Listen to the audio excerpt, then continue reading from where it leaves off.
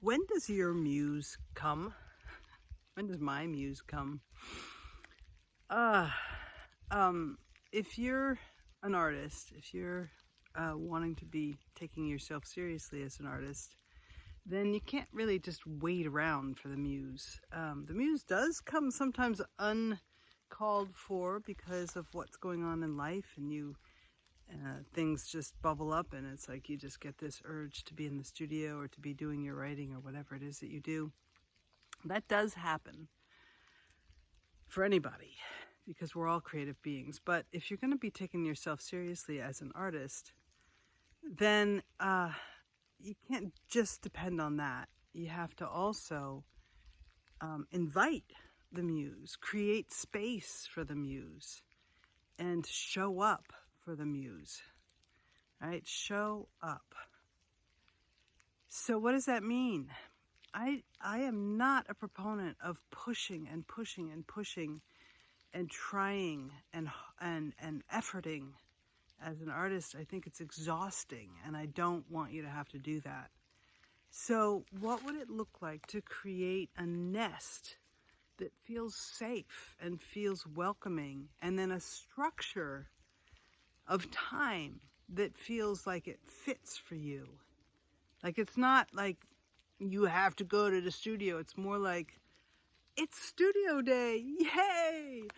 Or, yes, I get to start off the morning with my studio practice.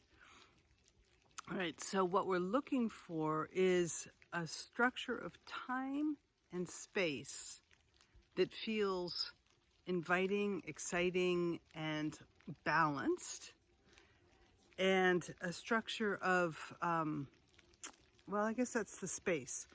The nest, like that it feels good to be there. And maybe that means, you know what kind of music to listen to. Maybe it means creating an environment, a space environment that feels good.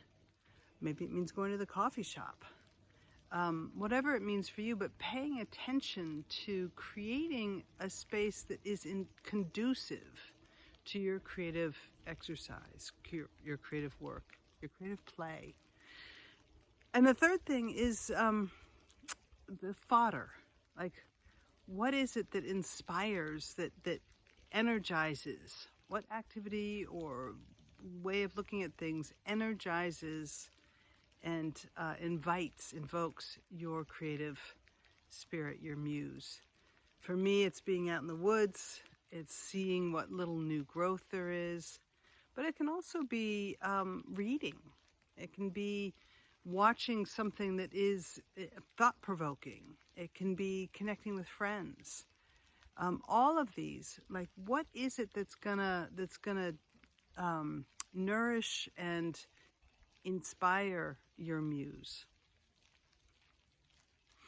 And then the rituals, like, for instance, making a cup of tea before you go down, or setting yourself up in some way, or doing a guided meditation, a grounding exercise. So 4 things: space, time, inspiration, like activity, and ritual. There's probably more. Val Gilman, Taproot Arts and Insight. Please save it, share it, subscribe, and join my mailing list, because there will be things coming up that you might want to know about. All right, talk to you soon.